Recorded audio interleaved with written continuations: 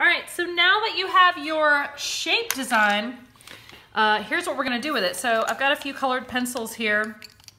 And let me point out, your colored pencils, try to use, I've got my little handheld pencil sharpener with two sides. That's really the best way to, oh, messed that up. That's really the best way to sharpen them. You don't want to use, that pencil sharpener where you have like, turn the little crank, or an electric pencil sharpener, because the stuff that makes the color is a little more delicate than regular pencil lead. So what you're gonna do is, we have created all of these different shapes by these lines crossing over themselves, right? So what you're gonna do is start coloring in some of the different shapes to create a design. Now, I know this kind of seems maybe childish or simple, but it's totally fine, because this is falling into that category, which is our theme this year, of kind of meditative things that you can do with art. It doesn't have to be, I have to draw a portrait of somebody that looks realistic. It doesn't have to be any of that.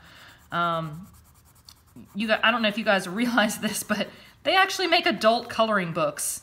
It's just scientifically proven that, focusing on something like this calms you, is kind of meditative, and it's just a good thing for you to do for your brain.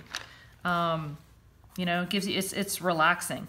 So there was no pressure, right? You didn't have to draw something that looked like anything.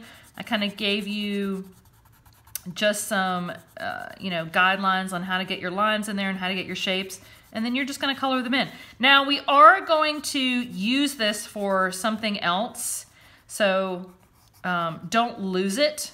We're going to talk about composition. We'll probably work on this Thursday and Friday, and then Monday we will talk about composition and what we're going to do with this. But in the meantime, you're going to color it in and use whatever colors you want. If you happen to get the colored pencil set that only has 12 colors, that's fine. I would just not use, like this is, I'd say purple, but it's actually kind of a dark purple. Don't use, the same color right next to it. Like, you want all those shapes to stand out on their own. So it's fine if you use the color more than once. Just don't use the same color right next to something else. Like, you can come down here and, use that purple again if you want.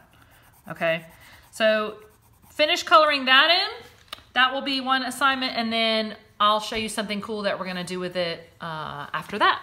All right, let's get started.